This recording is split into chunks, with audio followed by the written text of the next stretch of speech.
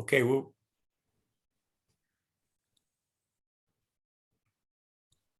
Okay, good morning, everyone. Kelly Piper here from Western New York Coaches. Welcome to our discussion on student athlete wellness. I'd like to introduce once again our groups, our executive director, Dr. Rich Jacob, our managing director, Blair Lipsitz, our director of performance, Bob Bateson, and again, my title is the director of sports psychology and wellness.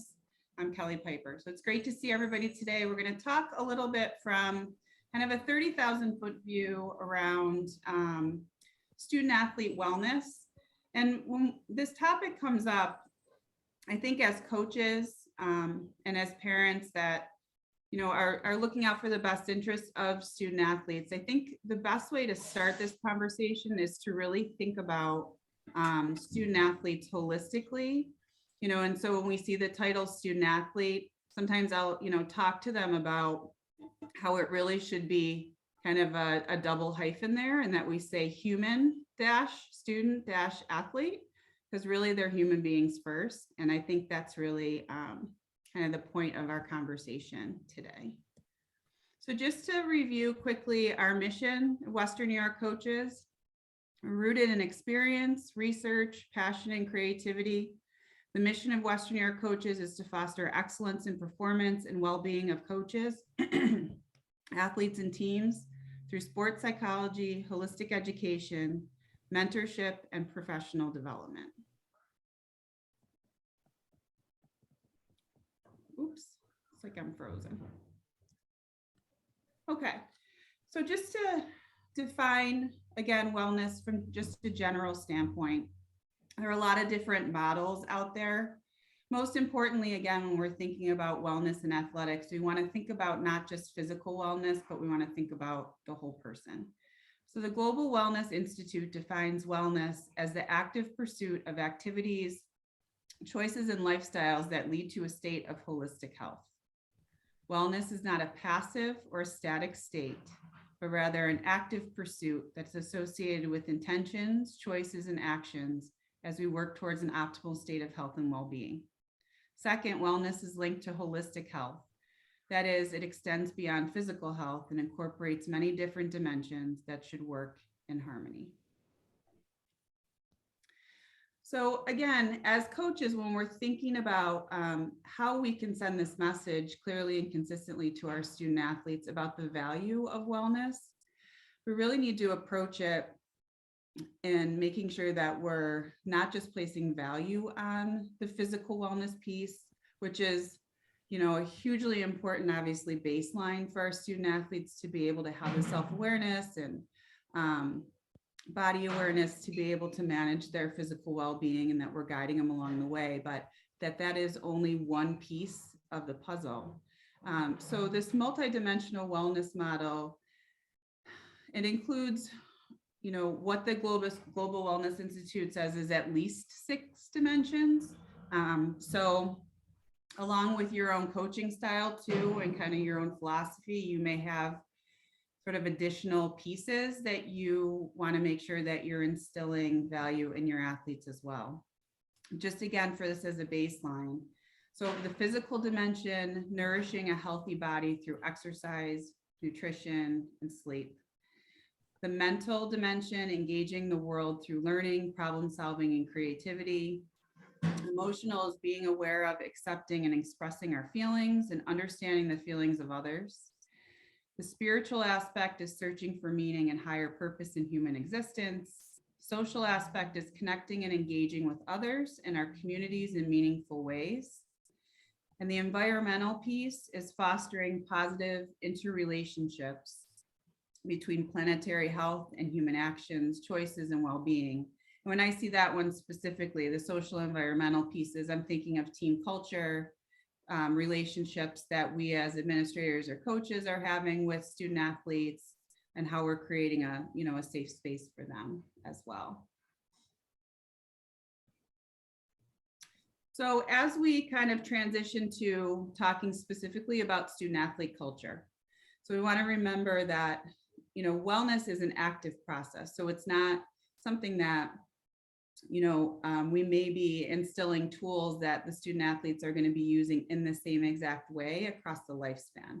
So it's a growth process. We want them to be developing the self-awareness to tune in to their physical, mental, emotional well-being and be able to integrate the tools that they've learned to actively kind of read and respond to their own kind of wellness patterns. It relates to action, intention, and activities. It's associated with a healthy lifestyle. So if one of these things is kind of out of whack, right, out of line, it can make everything else kind of feel out of line as well. We know clearly that not always, right, we're painting with a wide brush here, but most student athletes have many of these behaviors in their daily routines. So when we're talking to them about, really digging in and understanding sort of their behaviors and what's working for them around their wellness model and what's not, we want to really help to build their confidence by just, empowering them to say, hey, you're already doing a lot of things really well. So we're not fixing something that's broken here. We're building on, the things that you've already learned how to do well, just to help make you happier, healthier, more well-adjusted.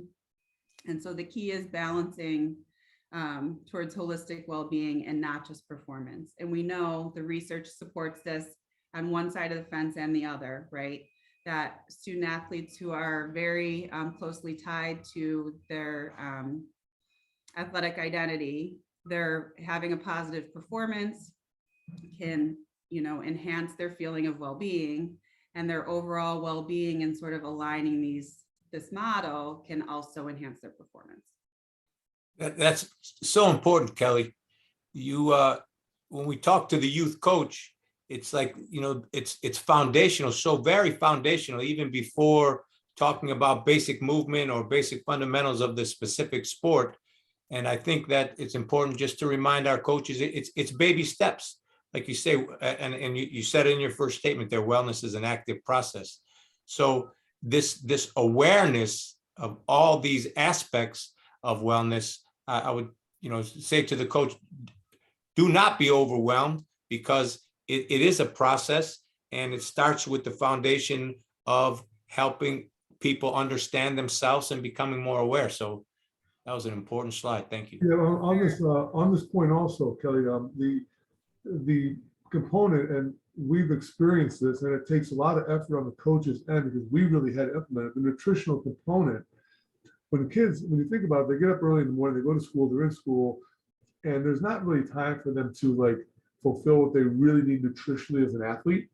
And they're kind of stuck with whatever the school has sometimes, when lunch is, sometimes lunch is at 11 o'clock, sometimes at 1 o'clock. So long period, sometimes they don't eat before they get to school. So teaching those athletes that they are an athlete, and this is why you need to make sure in the morning you do this, and if you need to maybe bring something in and a study hall, eat that snack. The coaches have to understand that you can't leave it up to the student, because up to the student, it's probably going to fall short, because they're not really, they're not versed in it. So I used to, Coach and I, we had the team, I had stuff at school for them. So after practice, I made sure they had a protein shake. Sometimes even before practice, if they hadn't had enough yet that day. So that's an important component, very important, that is really overlooked and missed. I think particularly with young and older female athletes, you want to make sure they're eating enough food. You want to, I think there's and Bob, you can probably speak to this too, a lot of female athletes are like, well, I don't want to get, really big and really strong. I don't want to look like a guy. Or, you hear these things from female athletes. And what's important to just keep pushing is, strength keeps you healthy. So when you're playing, volleyball is my sport, but when you're playing, if you're strong, you're healthy, you're gonna, you're not going to get injured as often. But building strength requires calories. And a lot of times people think, oh, too many calories is unhealthy. But when you're working out this much and when you're trying to get strong in the weight room, you need calories and you need to be building that strength to prevent injury. 100%. Coach Bates. Well, that's a good point. Blair, I'm glad you really brought that up, because you're at 100% right on the female side. And we have to understand, coaches need to understand that coaching is coaching, but how you coach a female athlete is really different than how you coach a male athlete. Whether you want to, whether you want to believe it or not, it's just a fact, and that's not going to change. Okay, I'm going to give you an example. When you go after a team and you're blasting them because something went wrong, right? A lot of times, female athletes are going to think like you're talking about me. The male athlete is going, well, I didn't mess up. He's not talking to me. And that's just a mentality issue. And that's the reality, all right? And as a whole, I'm not talking about every individual. And the nutrition thing also, you're exactly right. Oh, I don't want to eat because I don't want to get big. Well, that's not how it works. So what I try to do is teach them the science behind it. So they have something to lay their hat on, something to compare it to. Otherwise, it's just a lot of bad information and myths out there that are still applied, that are still out there. It's amazing to me that we still have so many myths that are still involved in the nutritional component and exercise and sports. I think the myth piece of it is just, it's compounded by social media right now as well, which is Oh, yes. so difficult. This whole idea of orthorexia or athletes having guilt or fear around not eating, quote, clean enough, which is not yet included in the DSM as a diagnosis, but they're working towards that as an actual disordered eating behavior, right?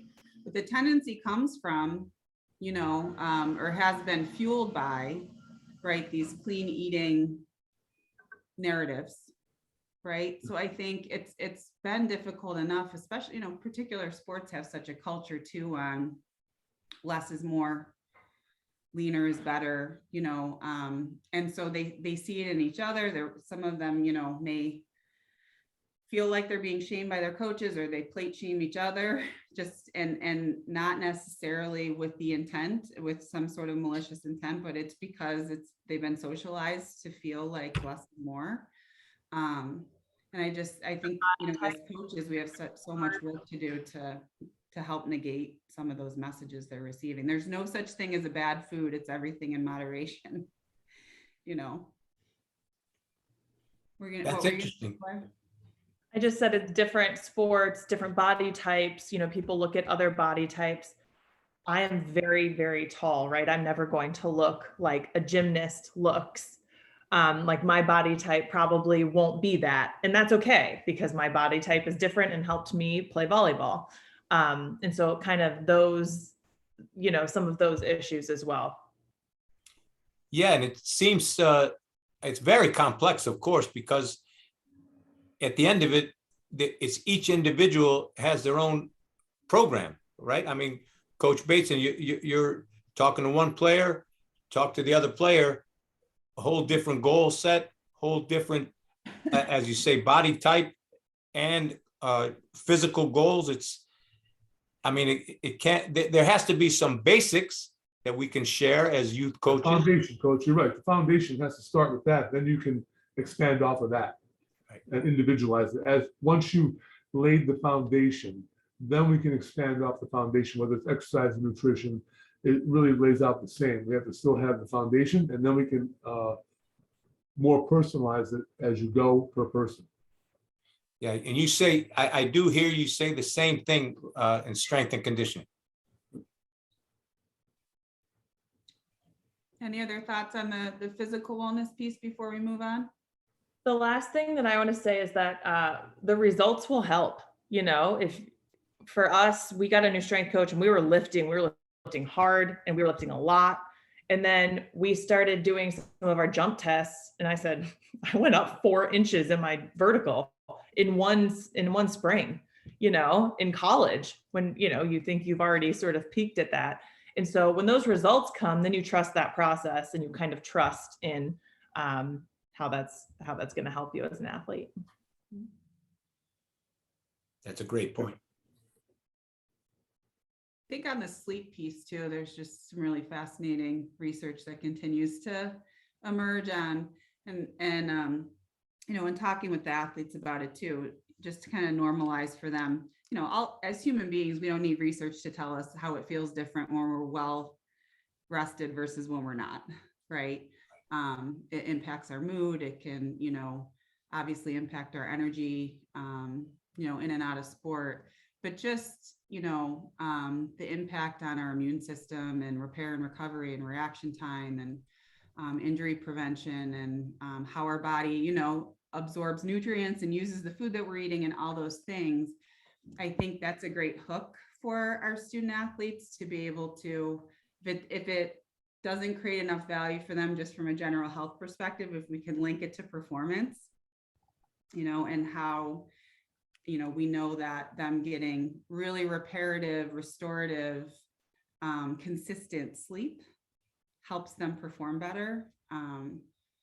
I think it's something to really teach them as early on as possible, that sleep isn't an extra. It's not with whatever time you have left. It has to be prioritized, so that time management piece can be challenging. And also to hear them that it really feels like there's not enough hours in the day to get enough sleep. And that's real for them too.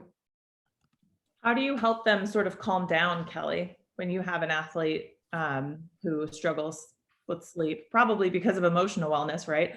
But how do you kind of help them calm down into that? Yeah. So I think the first thing that we do is really have them get a sense of what their patterns look like around sleep, because a lot of times they're not even self-aware of, because they're just going through the motions and living their life, right? So do they have a bedtime routine? What does that look like? Is there caffeine, or are they eating maybe later than their stomach is really loving, to allow them to rest and to kind of trigger that sleep pattern? And then we'll talk about, that's very individual for all of us to kind of find what works. Some of them, could hit the pillow and they could fall asleep standing up, right? But for any of them that do struggle to either fall asleep or stay asleep, we'll talk about, coming up with a routine that hopefully subconsciously, once their body sees the lights dim and, they hear ocean sounds and they color a mandala, or, drink some warm tea or whatever it is for them, that they have that routine that it can, help them to slowly trigger that sleep response. And then if we know that we, as high achieving people, a lot of times we'll do all those things and we still, lay there and stare at the ceiling, and it's like a freight train running through our head, all the things that we felt like we underachieved that day or wanted to have a do-over or worried about tomorrow. So journaling is a great idea, to be able to have, an opportunity to concretely put thoughts on paper that you feel like you can't control for in that moment. I had a colleague that used to call her work phone and leave herself voicemails on the things that she was stressing about. I do that. I've never heard of that before.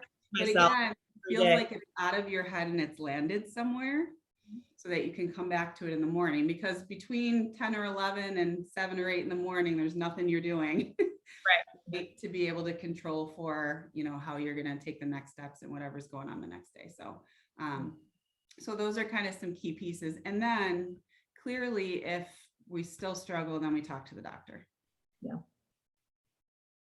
Great. Thank you. Yeah. Any other thoughts on that piece? Oh, but I like your point about always be open to ask for help. Yeah. None of us are experts in everything. Right. That's right. Okay. So mental and emotional wellness. And so I think for many coaches, this is an area that can feel a little bit out of reach and overwhelming a lot of times, and how to support, student athletes know who they are, know what they're bringing to the table, and be able to support them holistically. So in this model, the mental piece is engaging the world through learning, problem solving, creativity. And the emotional part is being aware of, accepting, and expressing our feelings and understanding the feelings of others. So, all the self-awareness pieces on our own mental and emotional well-being, and then being able to sort of read and respond as a teammate, right? Or in those relationships to kind of understand and be able to process what's going on with the people around us as well.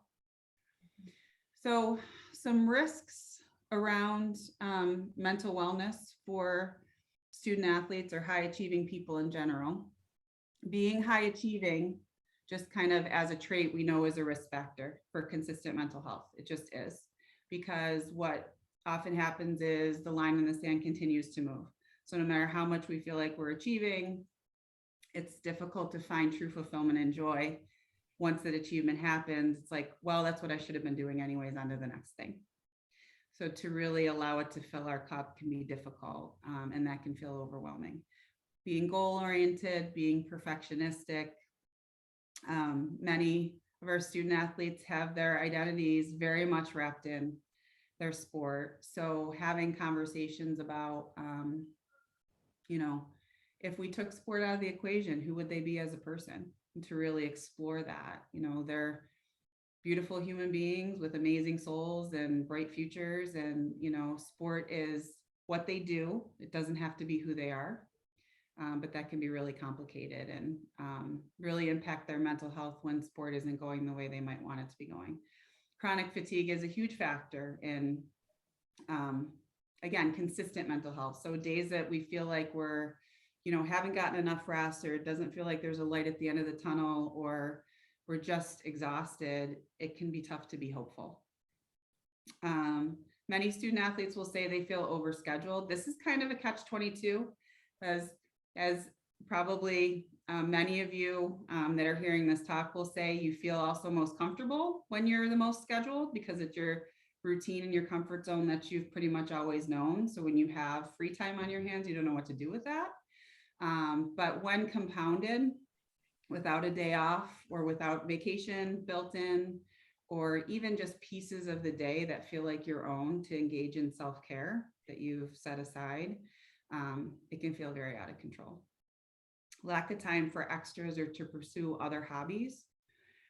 Clinical mental health concerns, which we'll talk about in a bit. And then the body image and social media piece that we really just talked about a few minutes ago, both on the male and the female side, can definitely put them at risk. Any thoughts or comments on this before we click this slide? No, it's funny, Kel, but the identity piece is real and it's true.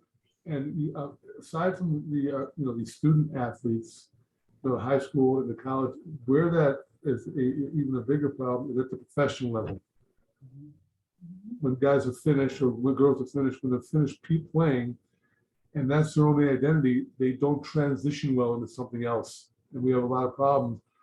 I'm involved with the NFLPA, and there's a whole section of the NFLPA that is a helpline for that exact situation. It's like, what do I do next? Or when you're in high school, you're in college, you're still going on. You're still pursuing it, right? That at the professional level, it's over.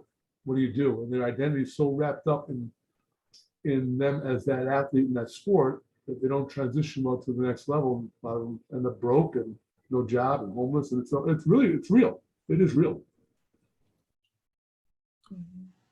Yeah, it certainly is. And I think another part of this this list, which is again so very real, is to try to help the athlete celebrate the effort and the success of the effort itself. Like, again, these high achieving or perfectionistic, this is where it is a great challenge, I think, for every coach to try to impart a celebratory in the moment, be in that moment and be happy with your effort, with your achievement, where you are right now, be in that moment. So that's a certainly a conversation that we can continue on for hours at a time, but I think it's a great challenge.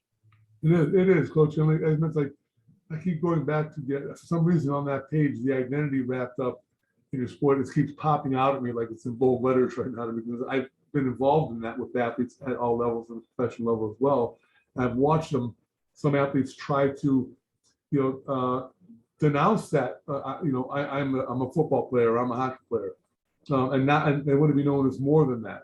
But at the younger level, the ones that really get all the way to the top are the ones that that are wrapped up in it. But then how do you transition out of it? It's not taught. It's not taught at the younger level how to transition out of that. Because those are the ones that are in the gym at 5 a.m. out working everybody else, because that's who they are, right? I think a fascinating example right now in sport culture is Tiger Woods. right? I mean, he is clearly in overwhelming physical pain and cannot Can't stop. transition to the next stage of his life without golf, Mhm. right? Yeah. Perfect example. Great example, Kelly. You know, it's like the guy is a bazillionaire and could go be on his yacht and play golf for leisure, and he cannot bring himself to retire. Has to compete.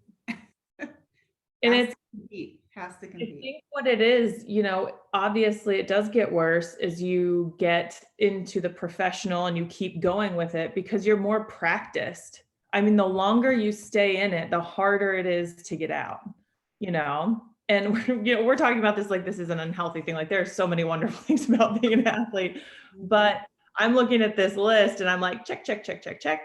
All of those things apply to me, right? And all of these different risks also helped me be a good athlete, but it's the coaches that really helped me see there's more to you than just the volleyball.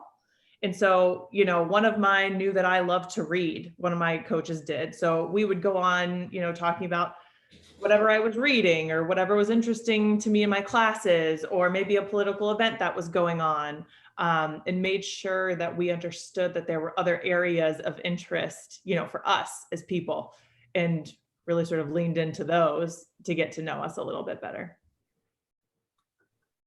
That's some good coaching.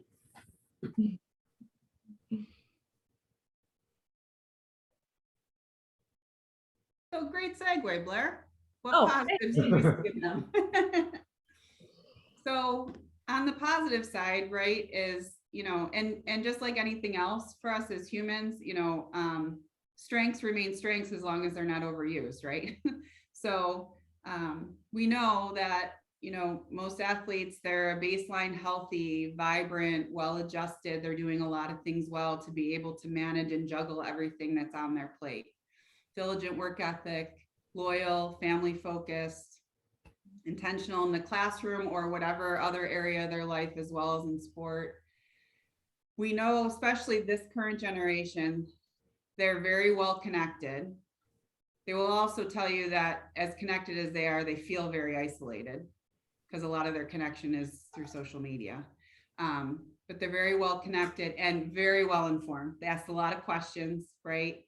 And any information they do want is literally at their fingertips. Whether that's correct and accurate information is another story, but definitely feel empowered to be able to find answers to the questions that they have, right? They want to do well, they're motivated and goal-oriented. No, And no, that's a perfect point, Kelly. I think that as coaches, we need to address that. As you said, they're very, very connected, and you're right, but they're connected digitally, not physically. Yeah. And we need to be connected physically also as people, as humans. That's a really good point.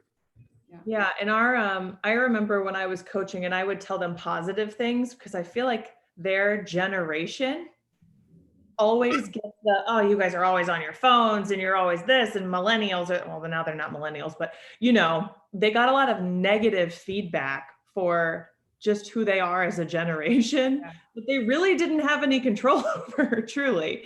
And so when we would use like positive things that they are as a group, they were almost surprised by that. You know, they felt like they had to defend always because they were always hearing these negative things from society or social media or, you know, what have you. But so yeah, that was an interesting thing that I noticed in coaching. Yeah, I do think that oftentimes they feel like prejudged, Yeah. right? Just because of the generation that they're in. Yeah, for sure. Okay.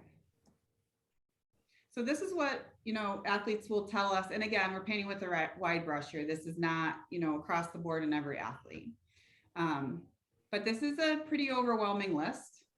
These are some of the keywords that when athletes are kind of surveyed and asked to share what it feels like to be, you know, either a collegiate or an elite athlete, what it actually feels like to be in their shoes. And we know some of these sort of trigger words are linked to mental health concern. So specifically, if they get to the point that they feel overwhelmed, out of control, you know, they're not empowered to be making their own decisions on how they're spending their time. And, you know, again, it looks like there's not really a light at the end of the tunnel as far as their schedule. That's when things can kind of start to spiral. So, you know, oftentimes what we'll talk about is helping an athlete kind of go back to basics of the locus of control and understand that it may not feel like this is a choice, but in fact, it is a choice for you to be an athlete and to continue to do your sport. There may be pros and cons of walking away from it, and life might look a lot different, and you may feel like you're disappointing people or yourself, but we need to embrace the fact that it is a choice and sort of look at it from that perspective and try and figure out how we can feel empowered again when we feel overwhelmed, if that makes sense. So, but this is, you know, a pretty overwhelming list to take a look at. You look at kind of, it's like a frowny emoji. Right. You know, Yeah. you put all of these terms together.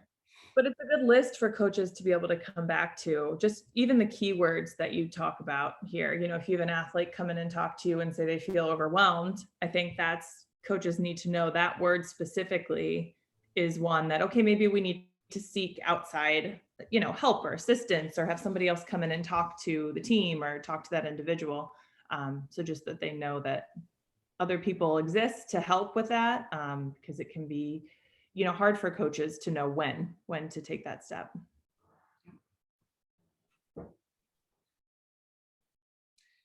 It's interesting though, how that generation, and I'm gonna go back to the social media thing, Kel, as you pointed out. We didn't grow up with the social media, but the overwhelming effect of any athlete, especially at each level, you get to the college level even more. You know, you have 3 exams and a paper due, and I still have practice, and I still have my team meetings, and it's like, whoa, it's like, I don't even know how I'm gonna get this done. We figured it out, we got it done, but we weren't exposed to all these external things either. I think that's a big difference. I think coaches, in order to help a student athlete, has to understand what they're exposed to. So that's what this is making me actually understand right now better. Yeah. Of why those things exist in the young athlete today, as opposed to when we were young athletes, because we just got it done, but we didn't have a lot of this outside negative stimulation with the social media component. Well, So we it's also good are spending 4 to 5 hours a day on our phones. I mean, if Right. you ask any student athlete, college, high school, they can track, your phone tracks how much phone usage you have. And this is something I do with almost every team that I talk to, is I have them check how many hours a day they are giving to social media on their phone. And it's up there Yeah. all the time, you know? And so it's like, you can see where time management is always hard no matter what, but then there's also this additional distraction that we didn't, you know, Facebook, I think, came out when I was in late college. So we didn't have the same connection that they have now to social media. But I'm equally as addicted as they are. It sucks you in like a magnet. No doubt. Exactly. So I just recognize now that I have other priorities in my life that are more important than that. But when you're in the middle of it and you're young, it's like, that is a huge part of your day. And unfortunately, we know too that it's, again, directly linked to mental health concern in young people is, you know, where we would leave school, and if people were going to hang out without you and they chose not to include you, that didn't get thrown back in your face when you saw people posting pictures of going hang out at Spot Coffee with people that you thought were your friends and chose not to, right? So it creates this fear of missing out, right? And, you know, a lack of what can feel like genuine relationship and connection because it's through social media, right? So, you know, they have to have difficult conversations. Now they can choose to do it through text message instead of having to come to the table with your real emotions and have a conversation face to face. And those are life skills that they're missing out on too. And it impacts their confidence. Yeah. So, okay. I'm trying to see if there's anything that we didn't already cover. I think, you know, going back to what's already kind of been said is just offering tools around these pieces that send a clear and consistent message to our student athletes that, you know, we care about them as human beings first. And this is not just about, you know, physical development. It's not just about sport performance, that it's about developing them kind of as a whole person and challenging them to do the work as we walk alongside them, and to not do it for them. I think that support, not coddle piece is really interesting because Yeah, I agree. yeah, it kind of jumps out at the page because there are ways, and we still as coaches need to challenge our athletes intellectually. Like, we need to challenge them on a daily basis and bring them out of that comfort zone, right? That's such a huge piece of what coaching is. And you can do that while supporting them in their lives and as people and as a team. But not needing to coddle, or that's the best word to use, and I wish I had a different word for it. But I think that's a really important piece that we should talk about for coaches. Not Great. helicopter. What? Helicopter. Right. It's exhausting to coach if you're going to pour all of your emotional and physical and all of it into the team all the time. You really need to challenge them to be able to do things for themselves as well. Yeah, and the concept of entitlement comes to mind as you're talking about this too. I think that also to normalize and be sure that everyone understands, you're not the only one feeling lost, or you're not the only one having some of these feelings. Just remember, everybody has their challenges, and however you can, normalize is one way to say it, but just to help them understand that they're not alone with some of these challenges. Mm-hmm.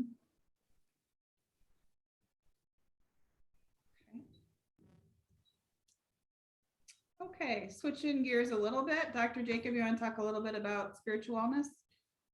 Yeah, thanks, Kelly. So many aspects, and it's a complex web that we're talking about. All of this wonderfulness of wellness and our spiritual self. I mean, what comes to mind home first, right? We learn at home, our environment at home, our environment in school, even taking it to the field or the ice, our environment in sport has something to do with our spirituality. I mean, our life at any age, it seems to me that each person has developed some sense of a life attitude. So attitude comes to mind, confidence comes to mind when we talk about nurturing the spirit of our team, the members of our team. Again, yes, the seeking meaning, the deeper meaning of philosophy. We can talk about religion. There's so many places, so many directions you can go when you talk about spirituality. But I think that there's certainly a connection in the overall experience with the spiritual self, and positive psychology comes to mind as a coach. I mean, if we're again accentuating the effort, always trying to correct with the positive response, again reminding our athletes what it is we're trying to achieve, and if it is maximum effort, or if it is a basic fundamental movement in a specific sport, we keep reminding them of, yes, this is what we want to try to achieve. So I think, motivational climate, atmosphere, locker room atmosphere, all these things come to mind, because I think that certainly will affect our spirit. And this is at the very core, I think, of coaching, if you will. You're nurturing personal growth. You're nurturing positive social interaction. You're nurturing relationships. Being a good teammate, like we talk about.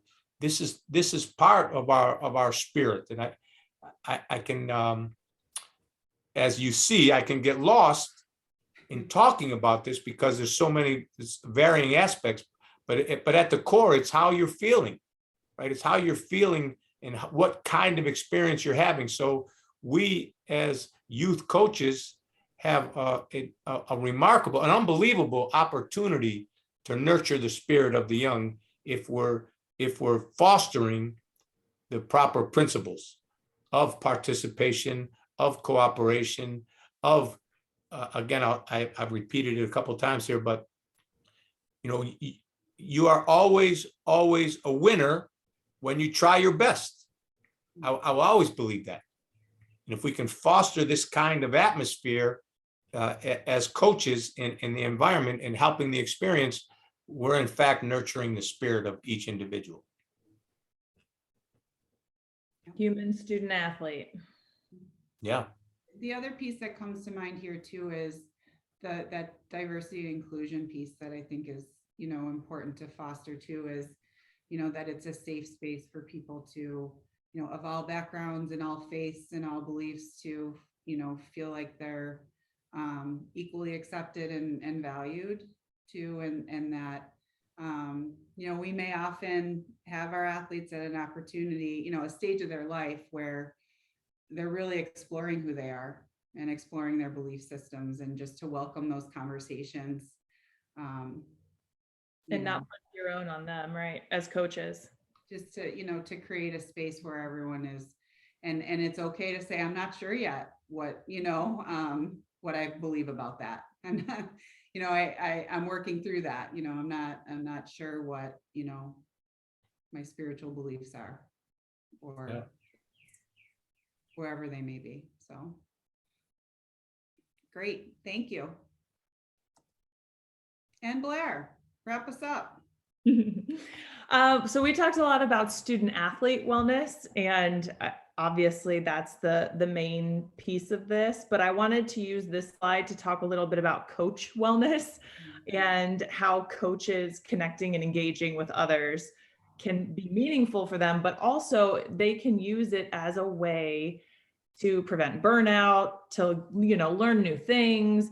And coaching has this strange, you know, Rich, we've talked about this secrecy surrounding it, you know, like I have all the secrets in my hands and I can't talk to any other coaches, or I'll accidentally say something and they'll take it. There are no secrets. Everyone is trying to get their team better. When we're recruiting, we're all recruiting similar athletes, right? And it's just going to be who fits best with whichever institution, and that's all great. But I think this secrecy has sort of made it difficult for coaches to come together and connect in a really meaningful way. And that's something that with Western New York coaches, I just want to dispel. You know, I want this to be a place where people can come together and talk about coaching, talk about things that are working for them. Maybe they need assistance in a different area and other coaches can help them with that. And maybe make it a little less of a competition from coach to coach, and recognize that we're all trying to make this better for the student athletes as a whole. And that's the social piece for me. The environmental piece here is not only the positive relationships between coaches, but also just with your student athletes. I think if you can take care of that relationship, everything else falls into place. Your athletes want to work hard. They want to be there in the gym. And I think anyone who's ever coached knows if you have athletes that are excited to come into your gym every day, there's nothing better. You know, they're going to be there to work hard for the team. You know, they're going to give everything that they've got in the practice. Everybody's on the same page. It's just the best feeling, but it doesn't just happen. It's created by the coaching staff. It's created by relationships that you have to maintain over time. And those relationships change. Things will happen. People will get upset. We have to work through that. But the coaches are the ones that are leading the charge always. And so I liked what you said earlier, that it's an active piece, wellness, because it truly is something that you have to work at as hard as you're working at your sport with your team. You know, Blair, that's a great point about there are no real secrets. We all are in the same space, trying to improve trying to improve for everybody. That's what I think coaches have to understand.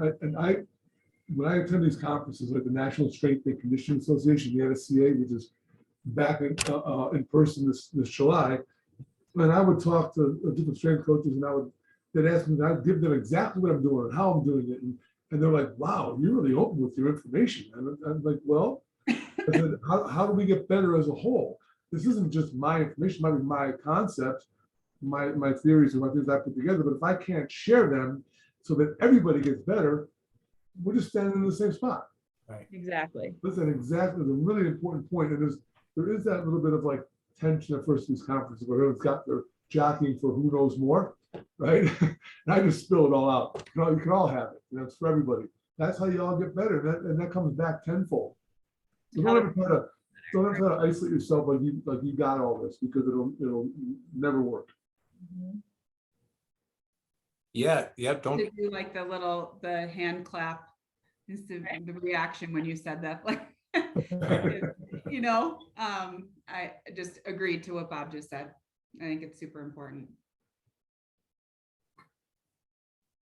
Other thoughts? I think this was a great topic. This was fantastic. It's all wonderful. over lots of different facets of wellness. And I think it's good for our coaches to be able to see all the different kinds of wellness that there are and how they can support their athletes. Yeah, and you can see some of the in-person trainings that will happen in the future, breakout groups and really breaking down some of these aspects as you develop through the presentation, Kelly. So wonderful presentation. Well, thank you, everyone. Thanks for being here. Thank you. Thank you. Until next time, Thank you. go team.